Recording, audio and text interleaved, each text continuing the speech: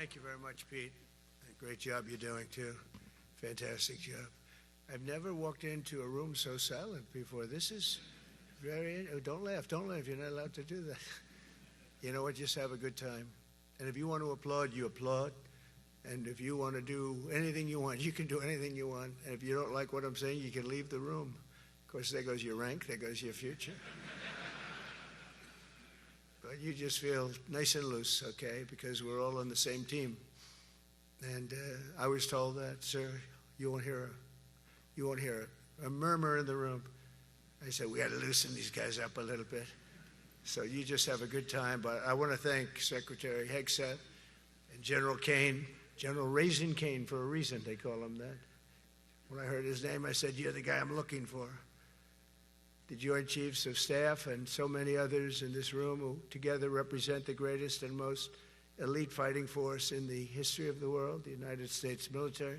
We're very proud of our military. I rebuilt the military during my first term. It's one of the greatest achievements. We had the greatest economy in history, and I built the military. Those are the two things I say more than anything else. And I also kept us safe at the borders. We had very good borders. We didn't have people coming in from jails and prisons and everything like took place over the last 4 years. They'll never forget what happened to this country over the last 4 years with the incompetence.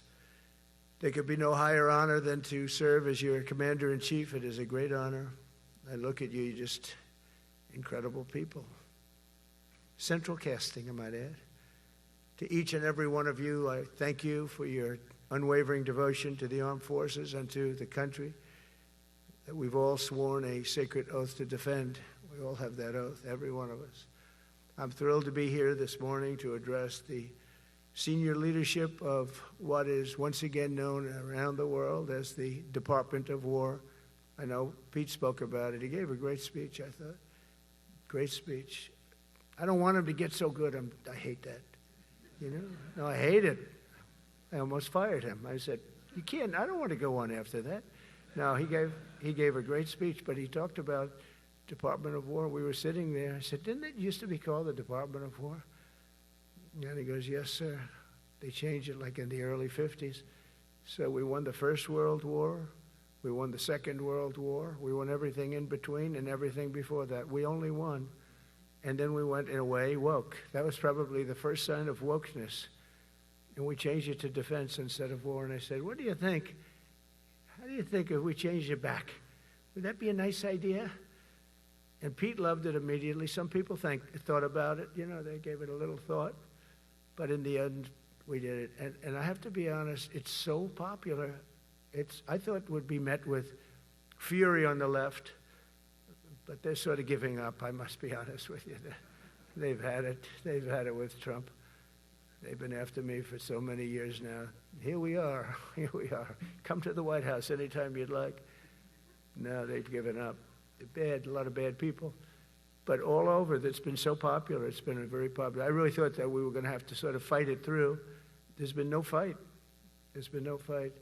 Like what I called the Gulf of America, the Gulf of America, because to me it was always the Gulf of America. I could never understand. We have 92% of the frontage. And for years, actually 350 years, they were there before us. It was called the Gulf of Mexico. I just had this idea. I'm looking at a map. I'm saying, we have most of the frontage. Why is it Gulf of Mexico? Why isn't it the Gulf of America? And I made the change, and it went smoothly. I mean, we had a couple of fake news outlets that refused to make the change. And then one of them, AP, took us to court, and we won. And the judge, who was a somewhat liberal judge, said, the name is the Gulf of America, because AP refused to call it the Gulf of America. They wrote, they're not a good outfit, by the way. They call it the Gulf of Mexico. I said, no, the Gulf of America is the name. And the judge actually said that, in fact, you can't even go into the room because what you're doing is not appropriate. The name is the Gulf of America. Google Maps changed the name. Everybody did, but AP wouldn't, and then we won in court. How about that? Isn't that so cool? The Secretary Hegseth beautifully described the name change reflects far more than the shift in branding. It's really a historic reassertion of our purpose and our identity and our pride. That's when we go with the word war. And we want war because we want to have no wars, but you have to be there, and sometimes you have to do it. I have settled so many wars since we're here almost 9 months, and I've settled 7, and yesterday we might have settled the biggest of them all, although I don't know. Pakistan, India was very big. Both nuclear powers, I settled that. But yesterday could be the settlement in the Middle East. That hasn't happened for 3,000 years. I said, how long have you been fighting? 3,000 years, sir. That's a long time. But we got it, I think, settled. We'll see. Hamas has to agree. And if they don't, it's going to be very tough on them, but it is what it is. But all of the Arab nations, Muslim nations have agreed. Israel has agreed. It's an amazing thing. It just came together. War is very strange. You never know what's going to happen with war. The easiest one of them all is Putin. I said, number one, it's a war that would have never happened if I were president, if the election weren't rigged. If I were president, that war would have never happened, not even a little chance. And it didn't happen for 4 years. But I knew Putin very well, and I thought that would be easy because I know him so well. Well, that one turned out to be the hardest of them all. We had some that were not settlable, and they all got settled. So if this works out, that we did yesterday, with the Middle East, then that's more than a war. That's lots of wars. That's all combined. That's a lot of wars. Many of you were over there in many different capacities in many different countries. That's a big part of the earth. But if that works out, it would be 8+. I'm going to give myself 2 or 3 for that one. And then we just have the one to settle, and we have to settle it up with President Putin and Zelensky. Got to get them together and get it done. But the only way we can do that is through strength. I mean, if we were weak, they wouldn't even take my phone call. But we have extreme strength.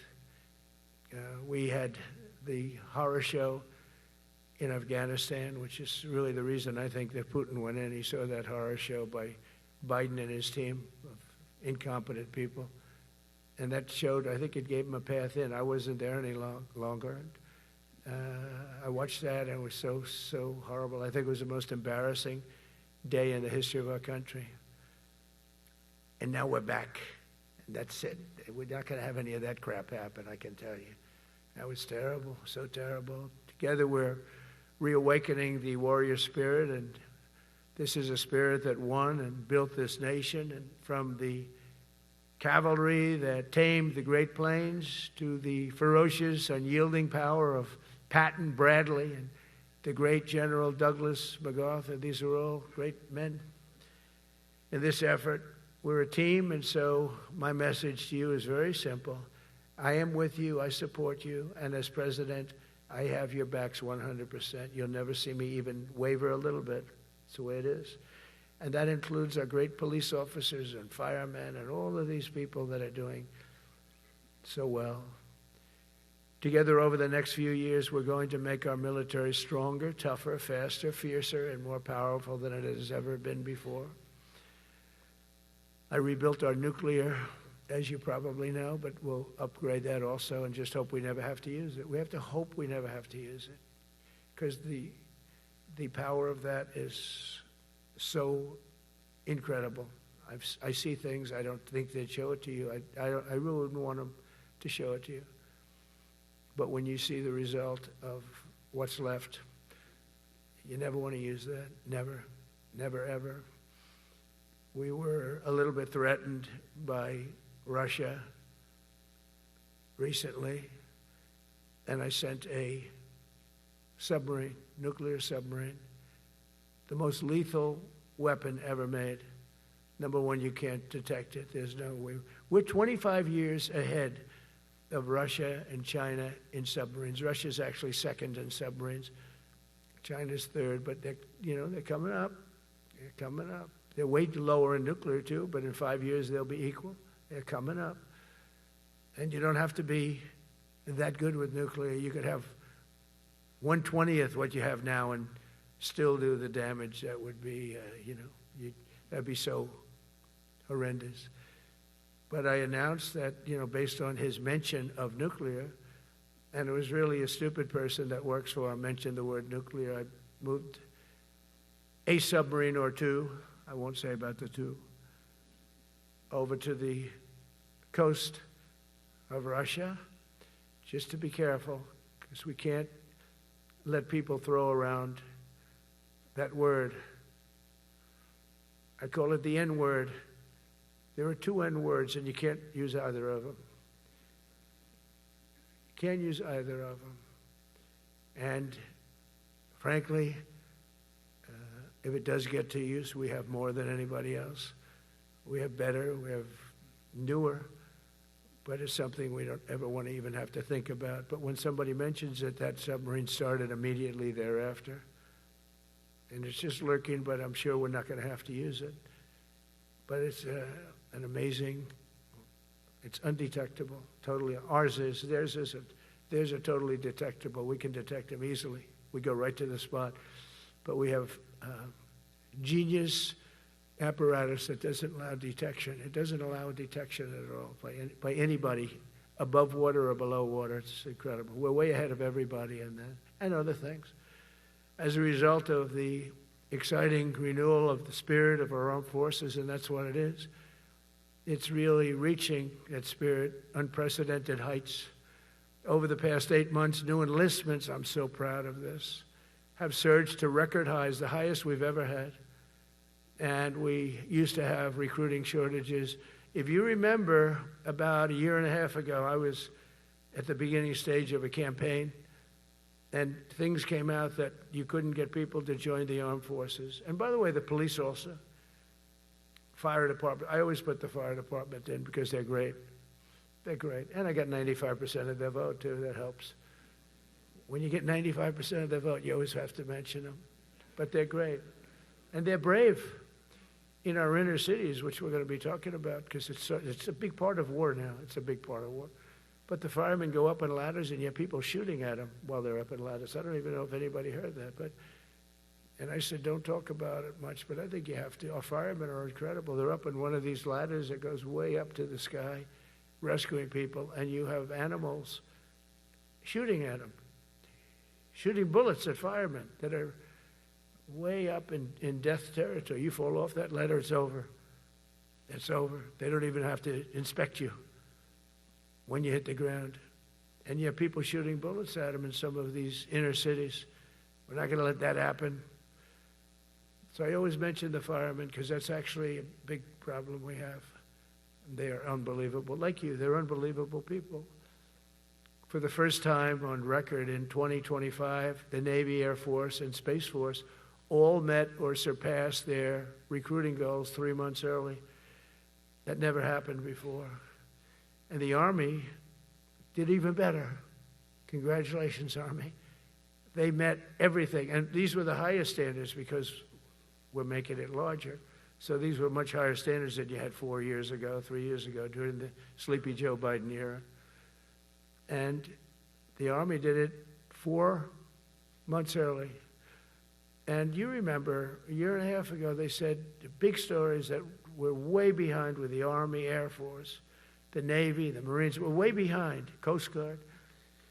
And even Space Force. I love Space Force because that was my creation. You know, when you create something, I love it. And the people we put in there were good. I got that right. We put in great people initially, and we've really dominated. We really dominate in that sphere now.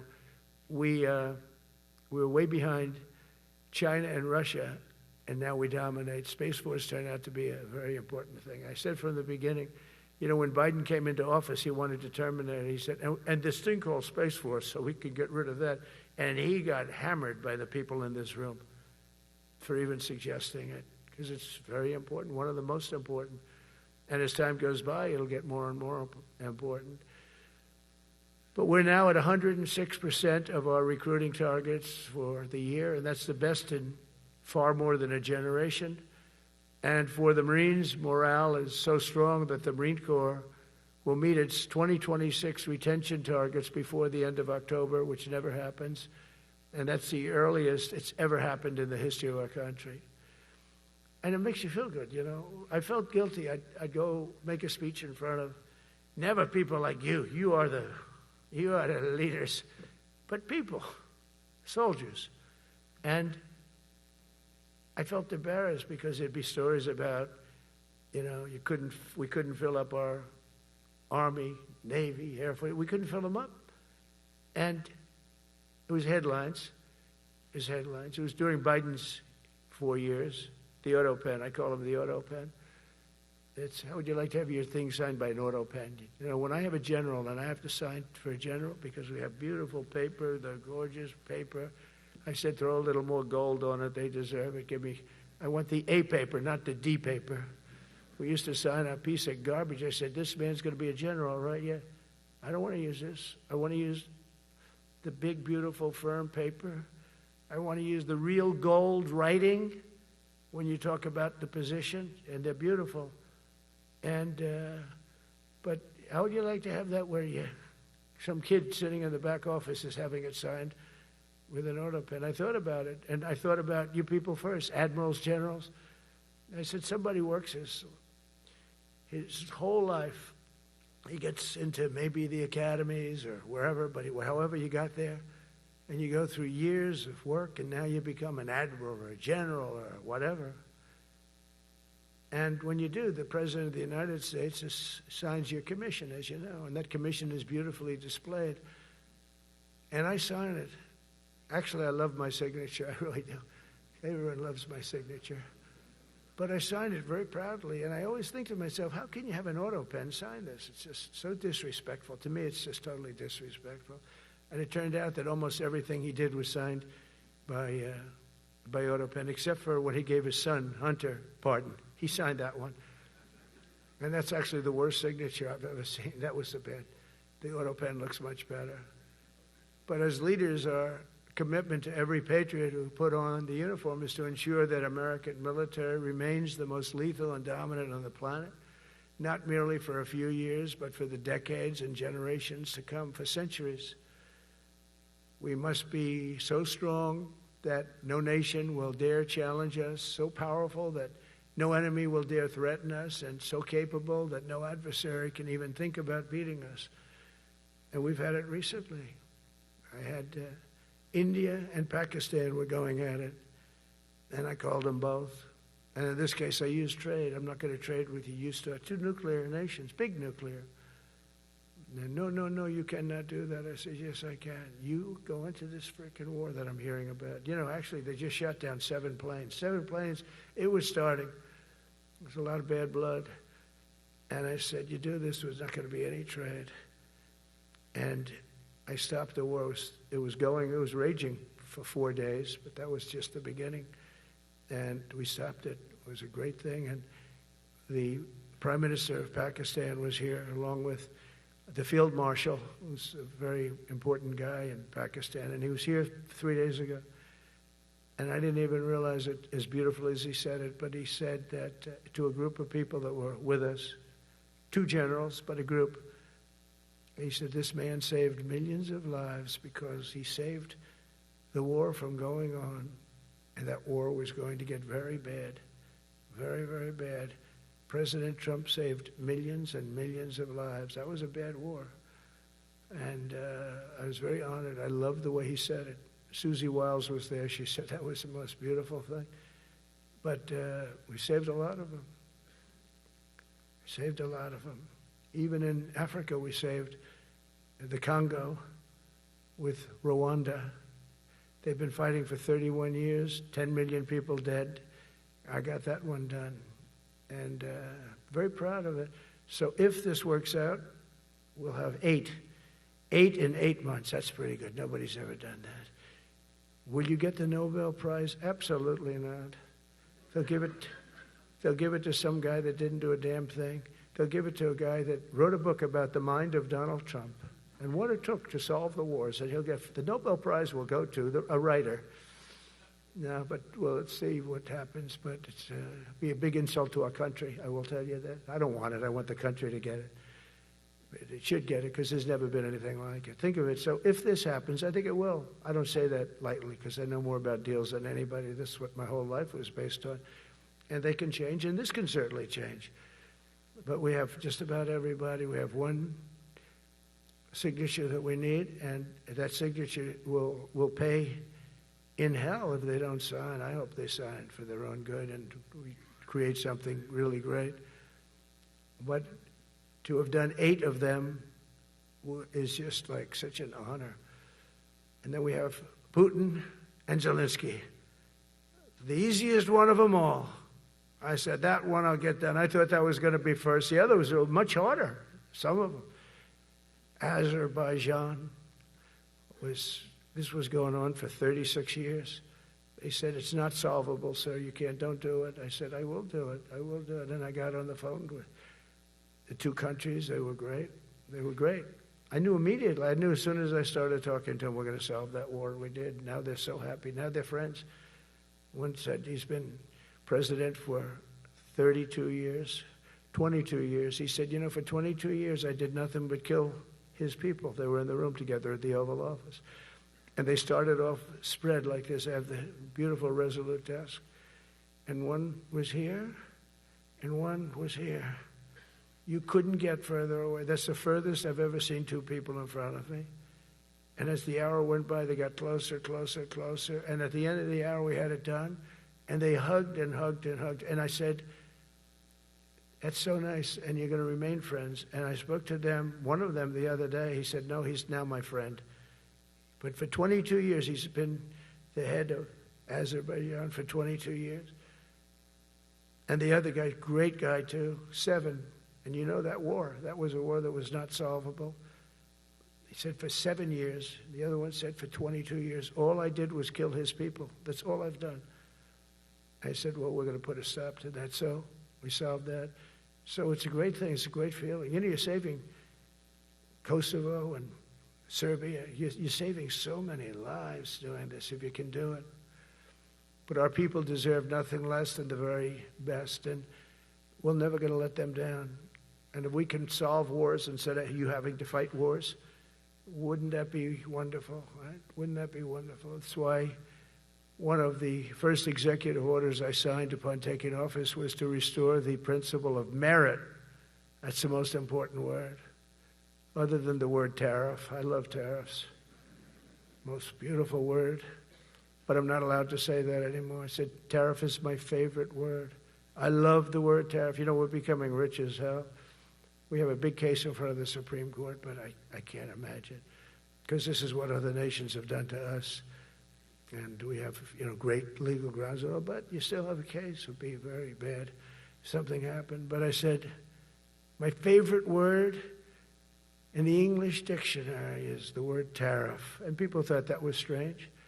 And the fake news came over and they really hit me hard on it. They said, what about love? What about religion? What about God? What about wife, family? I got killed when I said tariff is my favorite word. So I changed it. It's now my 5th favorite word. And I'm okay with that. I'm okay with that. But they hit me hard. But it is. When you look at, we've taken in trillions of dollars. We're rich again. And there'll never be, when we finish this out, there'll never be any wealth like what we have. Other countries were taking advantage of us for years and years. You know that better than anybody. And now we're treating them fairly. But the money coming in is, we've never seen anything like it. The other day they had $31 billion that they found, $31 billion. So we found $31 billion and we're not sure from where it came. A gentleman came in, a financial guy. I said, well, what does that mean? He said, we don't know where it came. I said, check the tariff shelf. No, sir, the tariffs haven't started in that sector yet. I said, yes, they have. They started 7 weeks ago. Check it. Comes back 20 minutes later. Sir, you're right. It came from tariffs. $31 billion. That's enough to buy a lot of battleships, Admiral, to use an old term. I think we should maybe start thinking about battleships, by the way. We have a Secretary of the Navy came to me, because I look at the Iowa out in California, and I look at different ships and the old pictures. I used to watch Victory at Sea. I love Victory at Sea. Look at these admirals. It's got to be your all-time in black and white. And I look at those ships. They came with the destroyers alongside of them, and man, nothing was going to stop. They were 20 deep, and they were in a straight line, and there was nothing going to stop them. And we actually talk about, Those ships, some people would say, no, that's old technology. I don't know.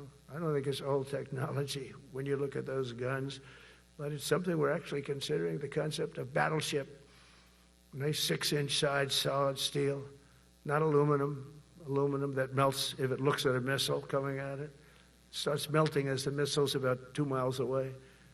Now, those ships, they don't make them that way anymore, but you look at it, and your secretary likes it, and I'm sort of open to it. And bullets are a lot less expensive than missiles. A lot of reasons. I should take a vote, but I'm afraid to take that vote because I may get voted out on that one. But I tell you, it's something we're seriously considering. There were powers. There were big powers. They were just about as mean and scary as you could be. And so we're looking at that. One of the biggest cases that we won was the decision of the United States Supreme Court to allow us to proceed on the word merit. So those two words are right up there. So this is, I would say, the opposite, if you ask for a definition, the opposite of political correctness. We went through political correct, where you had to have people that were totally unfit to be doing what you're doing for many reasons. I won't get into them. But for many reasons, they were unfit. Now, it's all based on merit. That was such an unbelievable decision. I didn't expect we were going to win that one. We went in. We said we needed it. We went in for colleges, where kids with a C average are getting into the best colleges, and the kids with A averages won't get in, and kids with the highest boards and the highest marks or the best marks couldn't get into the best schools, and people that had not good boards and not very good marks, okay, but nothing special, they were getting into our best colleges. I said, this is just crazy. You can't run a country like this. And it was lingering for years, and it got to the Supreme Court, and we won that decision. Merit, everything's based on merit. You're all based on merit. We're not going to have somebody taking your place for political reasons because they are politically correct, and you're not. We take the people that are going to do the best job. That's all. It's very simple. And that's the way our country was built. We were built on merit. We got away from it for a long time. And everyone understands it. And it was done. It was approved. I give great credit to the Supreme Court because I thought they had tremendous courage. I didn't think they'd do that. That was tremendous. I give them maybe for that decision almost more than anything because it's a hard decision to make. It's really hard. The apparatus of our country was not set up for merit. It was set up for political correctness. And you can never be great if you're going to do that. And we're going to be greater than we ever were before. We're bringing back a focus on fitness, ability, character, and strength. And that's because the purposes of American military is not to protect anyone's feelings. It's to protect our republic. And it's the republic that we dearly love. It's to protect our country. We will not be politically correct when it comes to defending American freedom, and we will be a fighting and winning machine. We want to fight, we want to win, and we want to fight as little as possible. You have to count on people like me to keep you out of wars because we don't want to go into wars. Many of the wars that I just told you about, we could have entered those wars and settled them in a different way, lose a lot of our troops. And we could have settled them, I guess, differently. Maybe not, actually. Actually, you might not have been able to settle them. We just would have been in the middle of a lot of firepower. But when we do need it, you're going to be so ready. And you know it.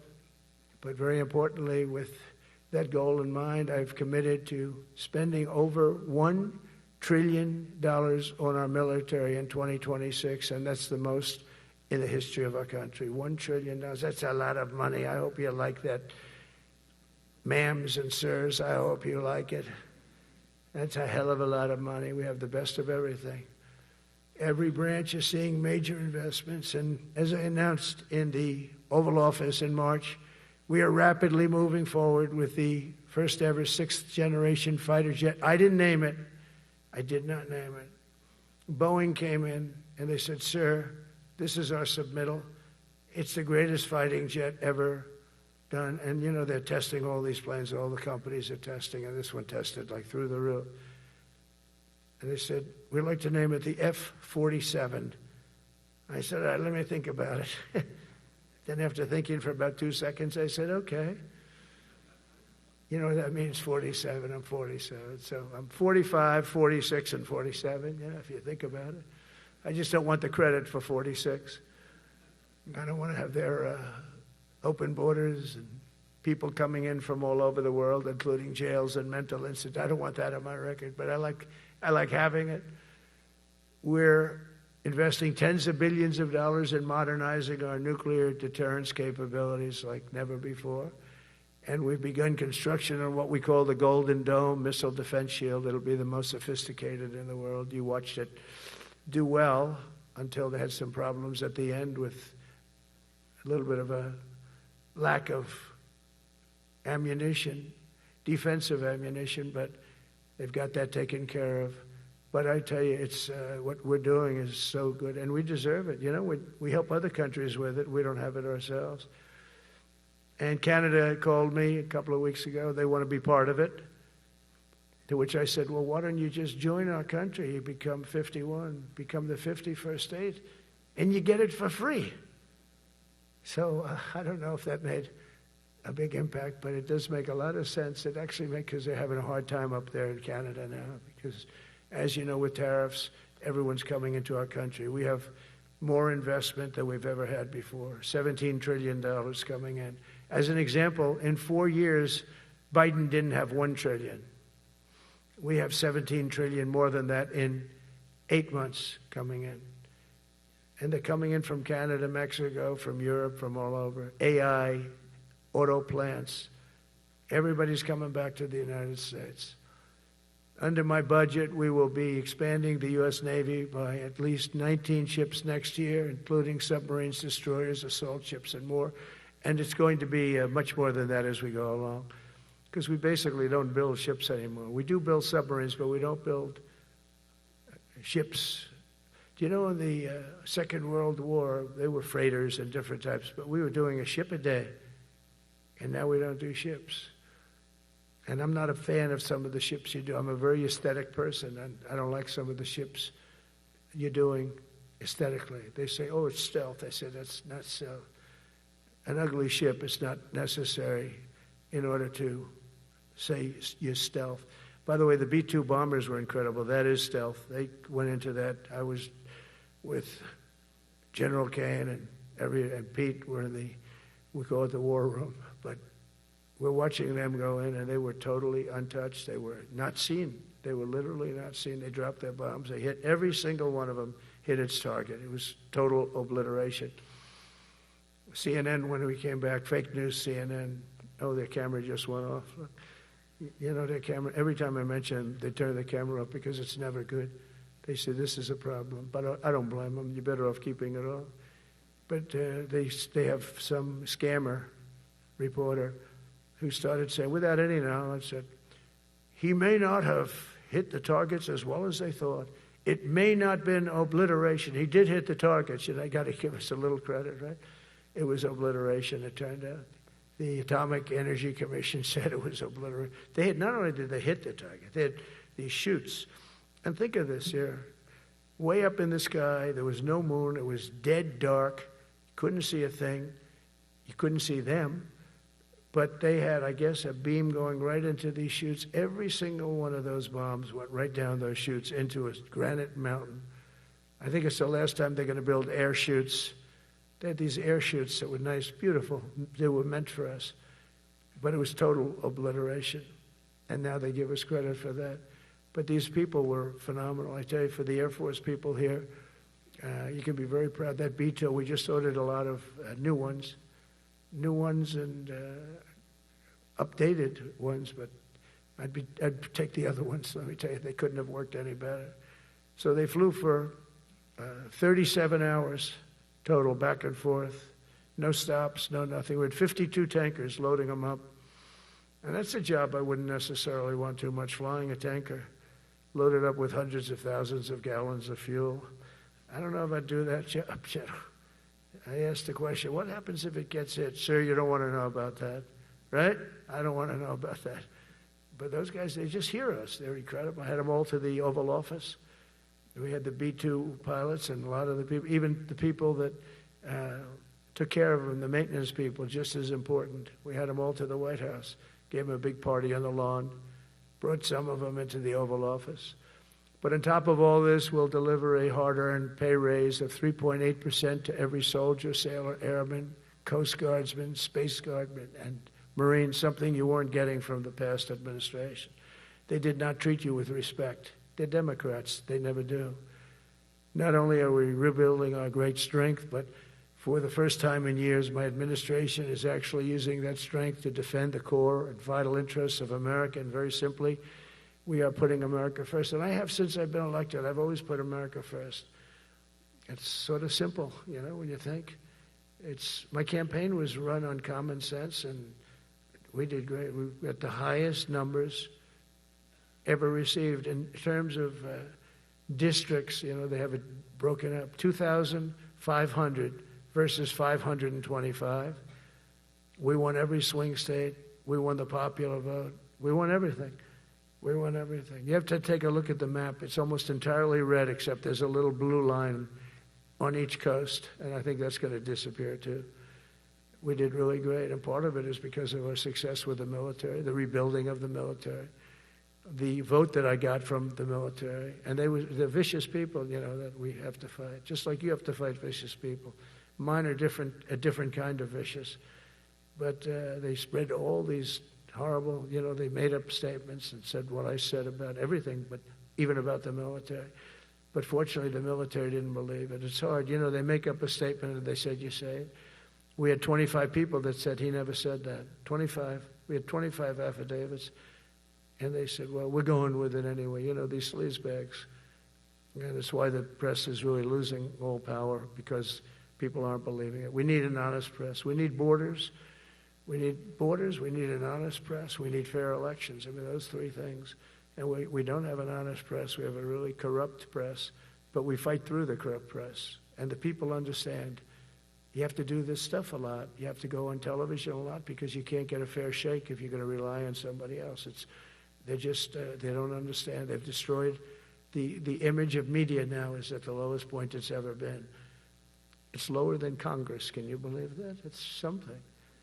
But together with many of you in the room, we've brought back the fundamental principle that defending the homeland is the military's first and most important priority. That's what it is. Only in recent decades did politicians somehow come to believe that our job is to police the far reaches of Kenya and Somalia while America is under invasion from within. We're under invasion from within.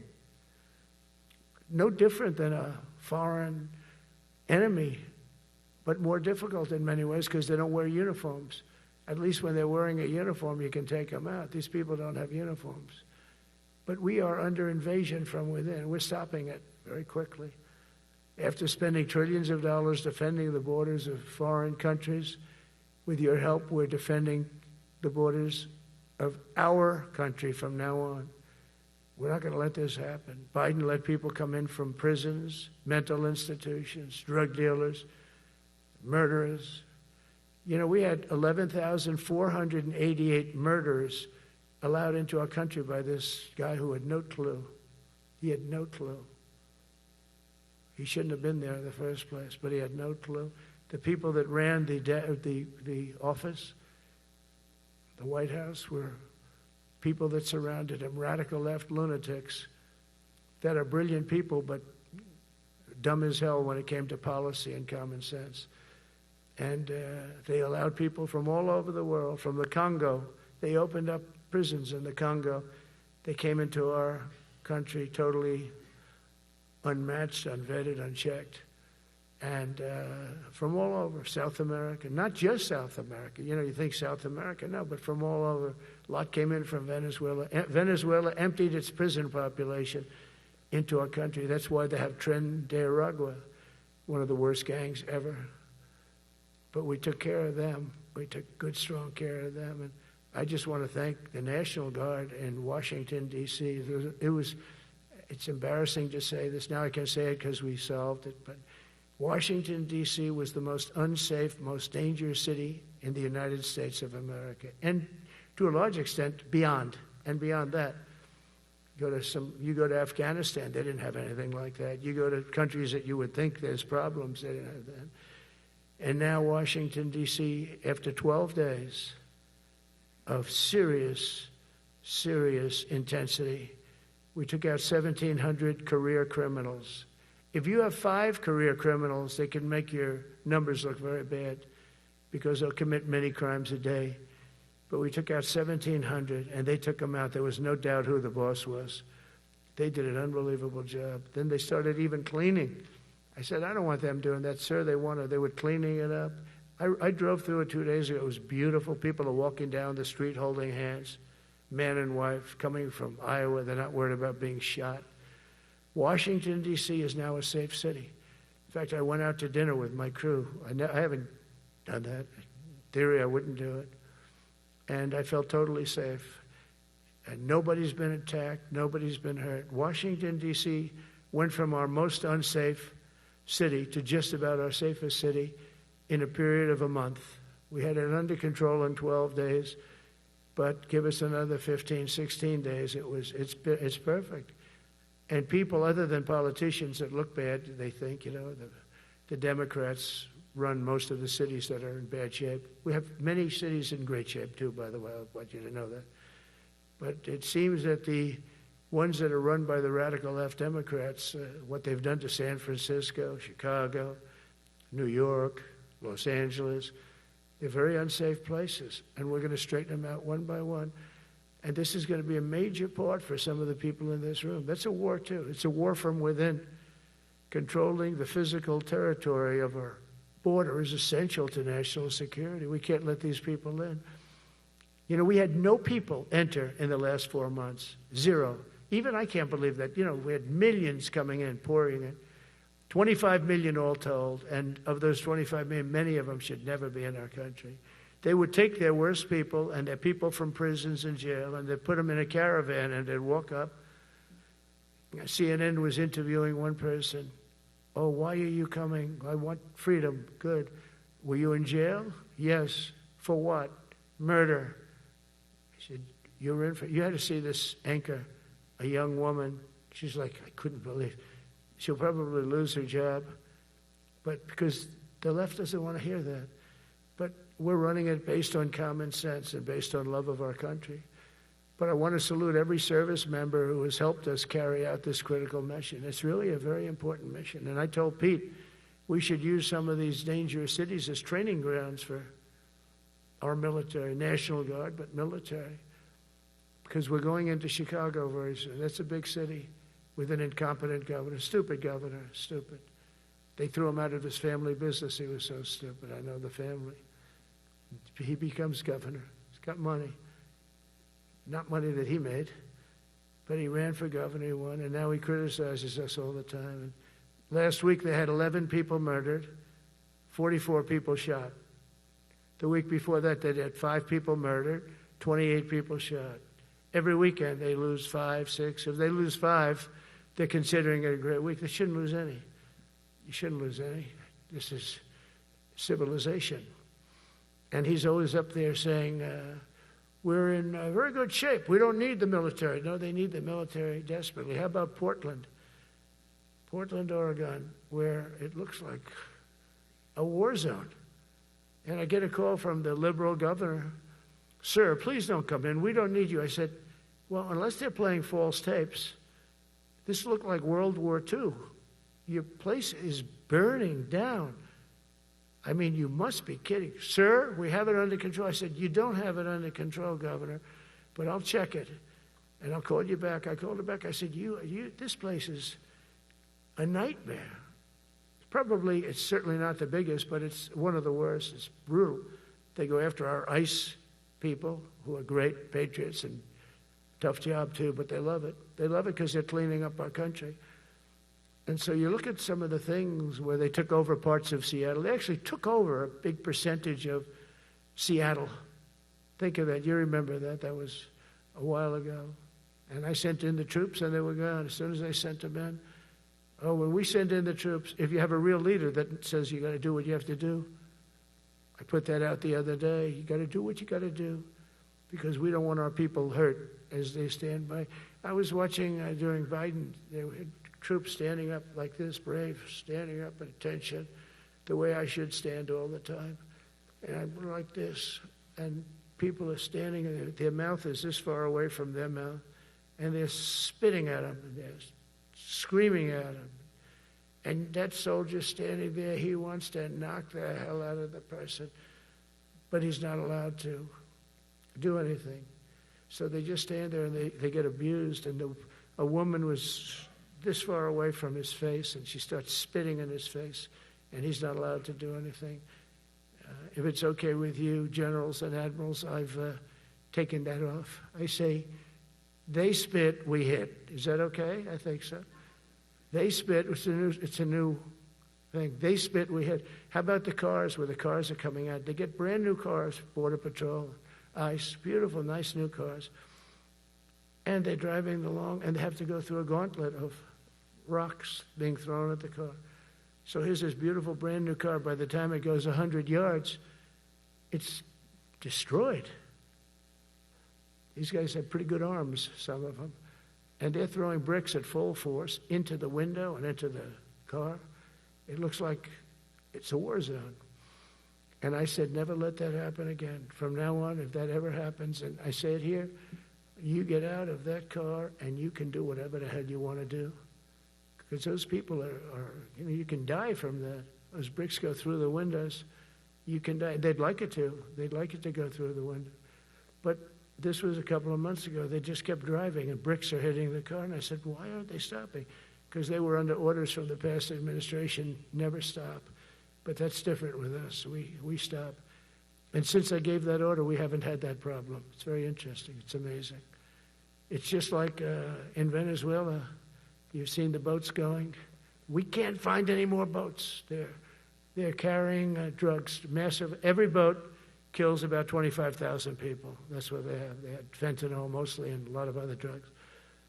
And we take them out, and we've taken out 4. So, and it's on air. Everybody gets to see it. Not that we like to do that, but every boat kills 25,000 on average. 20. Some people say more. You know, you see these boats, they're stacked up with bags of white powder. That's mostly fentanyl and other drugs too. And now we have a problem. General Kane says, sir, there are no boats out there. Not even fishing boats. They don't want to go fishing. I don't blame them. There'll be no fishing today. You know. But it's amazing what strength will do, because all we want to do is stop drugs from flowing into our country. It's destroying. We lost 300,000 people died last year. Everybody knows friends, many friends probably, that you lost a child, or adults too, but you lost a son or daughter because of what's coming into our border. And we're making it very hard. Oh, and we haven't even started yet. Last month I signed an executive order to provide training for quick reaction force that can help quell civil disturbances. And this is going to be a big thing for the people in this room, because it's the enemy from within, and we have to handle it before it gets out of control. It won't get out of control. Once you're involved at all, they all joke. They say, oh, this is not good. You saw it in Washington. We had gangs of Tren de Arag with 10, 12, 15 kids, and these military guys walk up to them, and they treat them with disrespect, and they just got pounded. They just got pounded. The gang just pounded, then thrown into paddy wagons and taken back to their country. Some are so dangerous we don't want to even do that, because we don't want to. Some of stone cold murderers, we don't have the confidence. Even though they're not coming back very easily, we don't have the confidence. We put them in jails.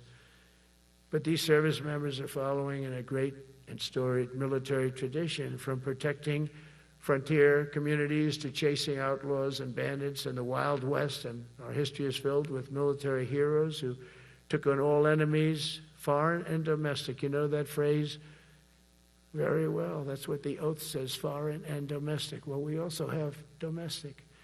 George Washington, Abraham Lincoln, Grover Cleveland, George Bush, and others all used the armed forces to keep domestic order and peace. Many of our leaders used the military to keep peace. Now they like to say, oh, you're not allowed to use the military.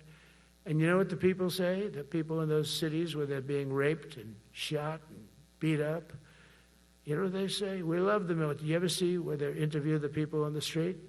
I've never seen somebody say they don't, unless they're radical and paid off, because a lot of these insurrectionists are paid by, whether it's Soros or other people, but they're paid by the radical left. So today I want to thank every service member from general to private who has bravely helped us secure the nation's capital and make America safe for the American people. It's amazing. The whole world is watching. Everybody in the White House, they come up to me, young women, sir, thank you. I know immediately what they're thanking. They don't have to say it. They walk to work now to the White House. We haven't had a crime in Washington in so long because we got the careers. We call them the careers.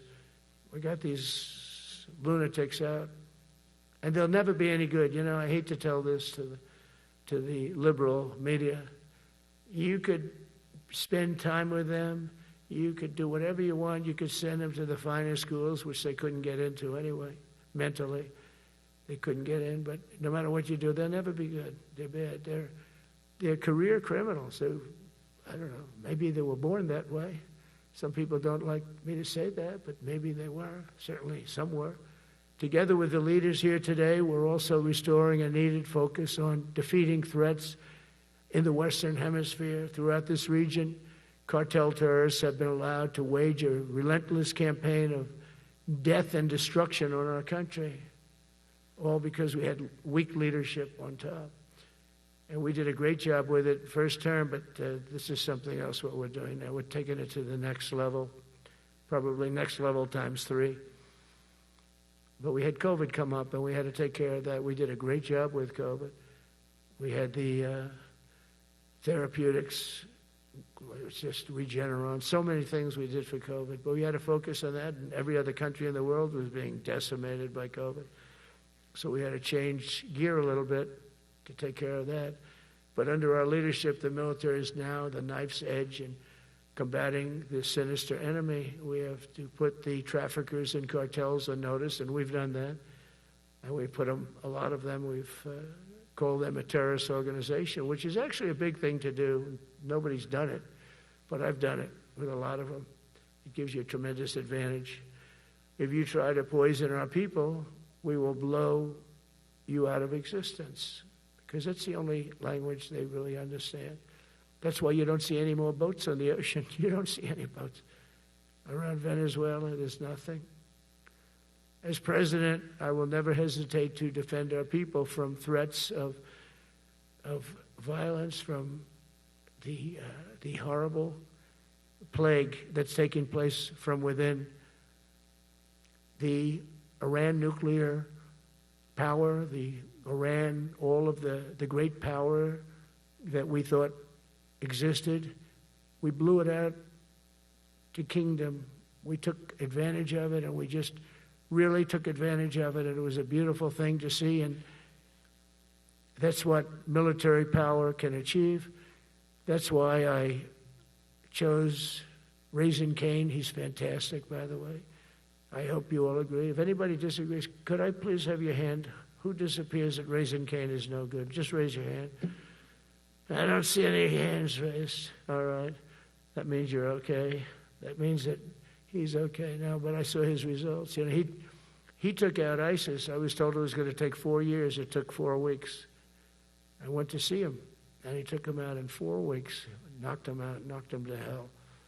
And I was told by military people it was going to take 4 to 5 years to do it. And I don't even know if we'll have it then, sir. These were the Washington generals. I call them the television generals. But Raising Cane did it in 4 weeks, took out 100% of the ISIS caliphate. As a result of these actions and many others since my inauguration, we're witnessing the triumphant return of peace through strength. We have great peace through strength. America is respected again as a country. We were not respected with Biden. They looked at him falling downstairs every day. Every day the guy's falling downstairs. He said, it's not our president. We can't have it. I'm very careful. You know, when I walk downstairs, like I'm on stairs, like these stairs, I walk very slowly. Nobody has to set a record. Just try not to fall, because it doesn't work out well. A few of our presidents have fallen, and it became a part of their legacy. We don't want that. You walk nice and easy. You don't have to set any record. Be cool. Be cool when you walk down, but don't bop down the stairs. So one thing with Obama, I had zero respect for him as a president, but he would bop down those stairs. I've never said, da-da-da-da-da-da, bop, bop, bop. He'd go down the stairs, wouldn't hold on. I said, it's great. I don't want to do it. I guess I could do it. But eventually, bad things are going to happen, and it only takes once. But he did a lousy job as president. A year ago, we were a dead country. We were dead. This country was going to hell. We were dead in every way, from immigration to military. We didn't have the weapons. We were given everything to Ukraine. We had nothing. And by the way, I have to tell you, now, as you know, I went over and I met with NATO, and NATO raised from 2 to 5, which everyone said 5% of GDP. Millions and now trillions of dollars are pouring in. They didn't pay the 2% because they know we were there to pay it. And now they paid the 5%. That's trillions of dollars. And we're not spending any money on that war, not 10 cents. We sell our equipment to NATO. NATO pays us for the equipment, and they give it to Ukraine or whoever they give it to. But they can keep it, but we're not involved. We have no money going out. Biden gave $350 billion. Not sustainable. $350 billion. And we have a war that should have never started. But we're not doing that anymore. So I just want you to know we're selling equipment. Our people are buying equipment. They are buying the equipment at full price, a fair price. So I don't want to say we're making money, because I don't want to be making money on a war. It's too many people dying. They're losing 7,000 soldiers a week. A lot of them are Russian soldiers, but between the two countries, mostly soldiers, by the way. Sometimes, you know, in Kiev, they'll lob a missile in or some drones in, kill some people.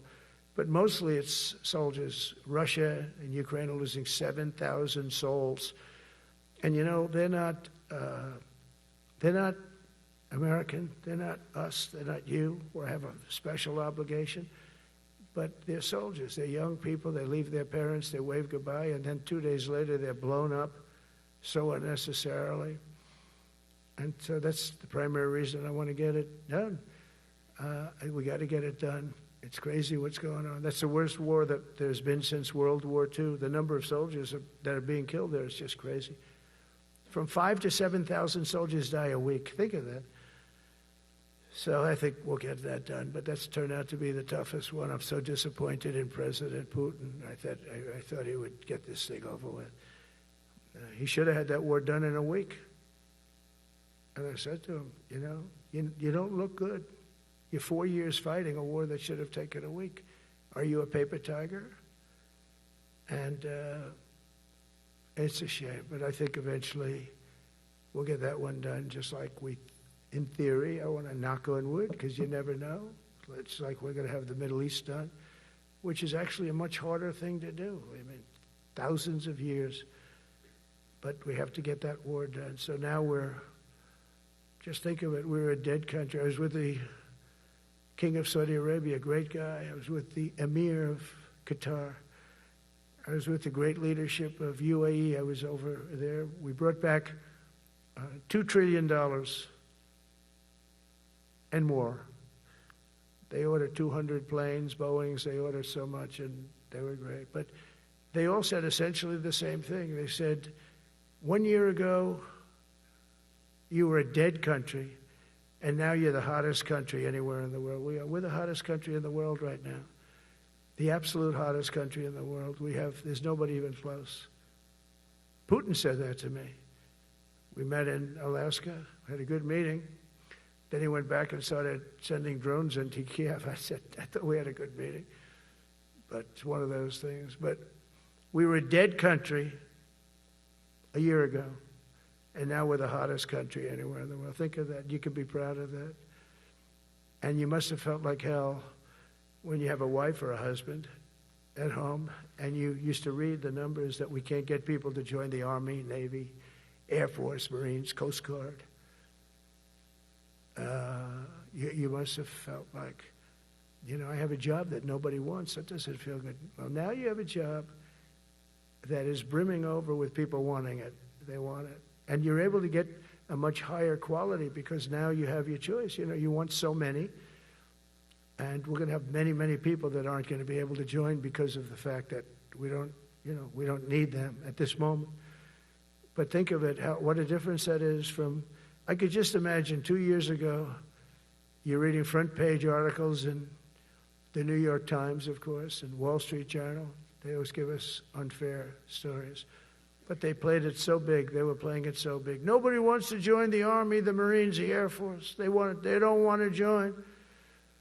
They don't want to join the Coast Guard at all. Nobody wants to join. Nobody wants to join our police forces. Our police forces also. It's almost went hand in hand. And I used to say, boy, I'm speaking in front of the military today, and it's embarrassing because I'm speaking in front of people who have a job that other people don't want, but now you have a job that everybody wants. So I think that has to make you feel good. It's one of the reasons I love being here today, because I wanted to say that. I have to say that. Everybody wants to be in the Army, the Navy, the Air Force, the Marines.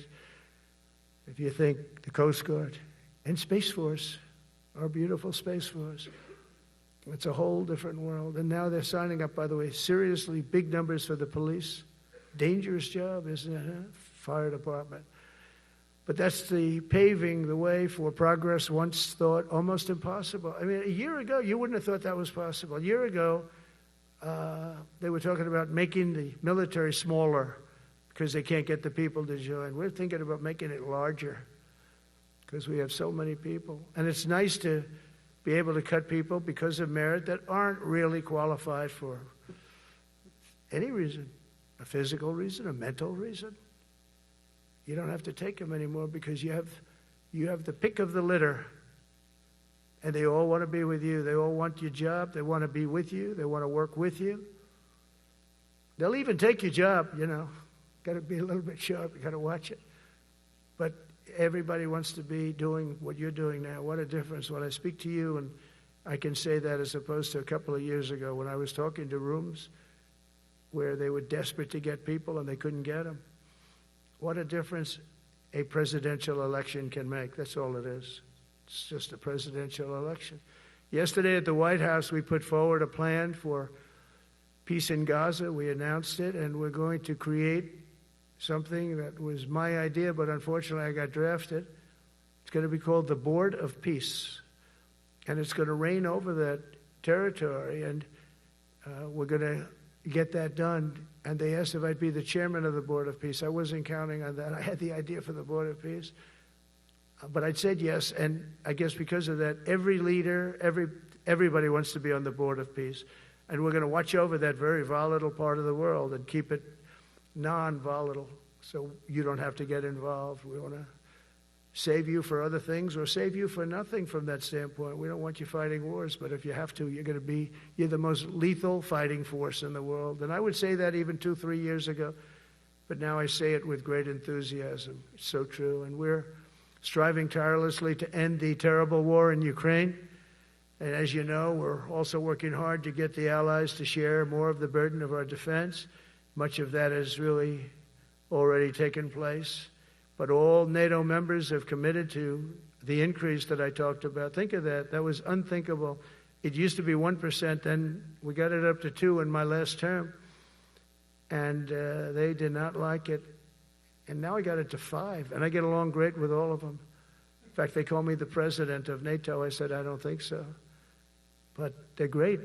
They're great people. And they're spending a lot of money. And a lot of money that they should have been spending in the past. But I think Putin was a wake-up call for them, really. We're now selling large quantities of American-made weapons to NATO, and we're getting really fair pricing. We're making a lot of money. It's my hope that from Europe to Asia to the Middle East, our allies will make similar commitments to increase their military capabilities.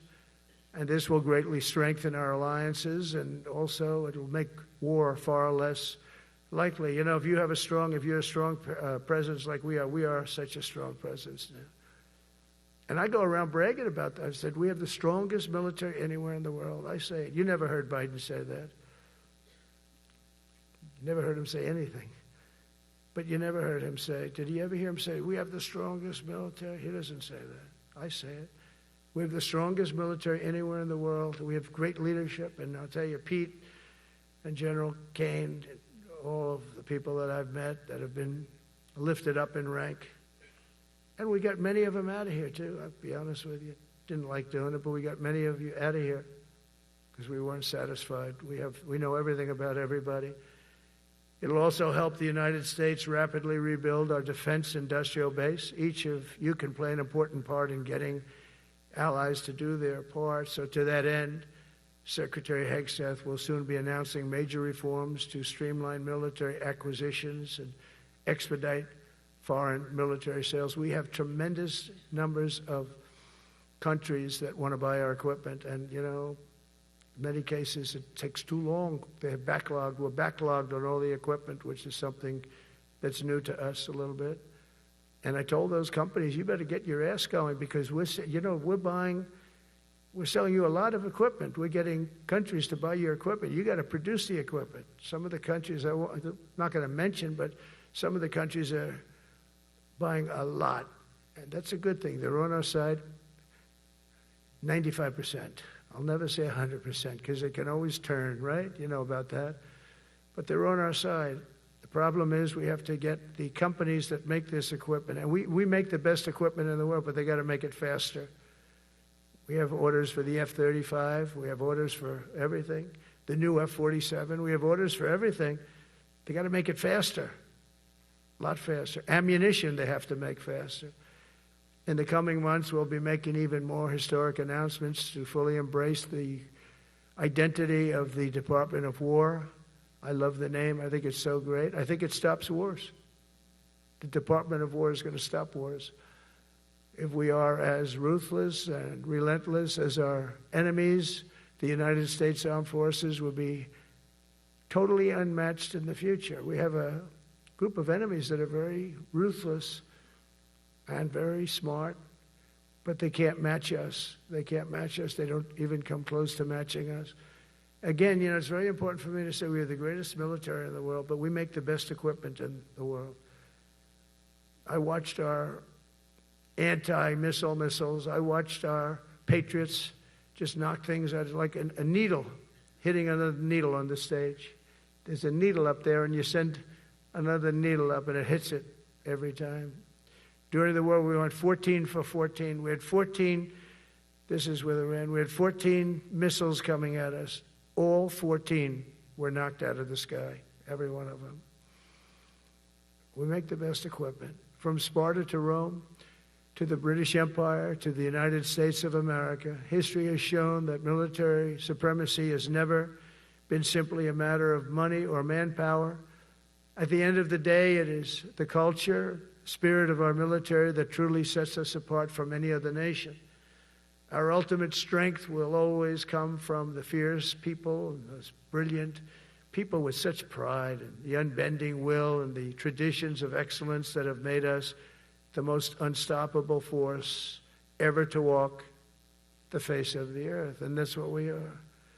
Remember, we never want to use it, but we have the most powerful nuclear capability, and I call it nuclear deterrent of any other country. Nobody close. The men and women in this room inherit the legacy built and won by Washington and Jackson, Grant and Pershing, Eisenhower and Patton, Nimitz and LeMay. We carry forward the majestic military heritage passed down from father to son, soldier to soldier, and one generation of warriors to the next. You are warriors, you know that, right? You're great warriors, or you wouldn't be in this room. You're the best of the best. From Concord Bridge to Fort McHenry, from Gettysburg to Manila Bay, from Normandy to Sicily, and from the jungles of Vietnam to the dusty streets of Baghdad, America's military has charged into hellfire, climbed up jagged mountains, crossed roaring oceans, and thundered across open deserts to defend our flag, our freedom, and our homeland. Nobody does it like you. Now we are discovering American muscle, reasserting American might, and beginning the next story chapter in American military legends and lore. That's L-O-R-E. It is lore. When it comes to defending our way of life, nothing will slow us. No enemy will stop us. They cannot stop us. And no adversary will stand in our way. They won't stand in our way. We don't want them to stand in our way. We don't want to even put them in that position, but they're not going to stand in our way ever again. You'll never see 4 years like we had with Biden and that group of incompetent people that ran this country that should have never been there. Because we had the United States military, the best, the boldest, the bravest that the world has ever seen, that the world has ever known. With leaders like we have right here in this beautiful room today, we will vanquish every danger and crush every threat to our freedom in every generation to come, because we will fight, fight, fight, and we will win, win, win. I want to just thank you once again, and God bless the United States military, and God bless America. God bless you all. Thank you very much. Thank you.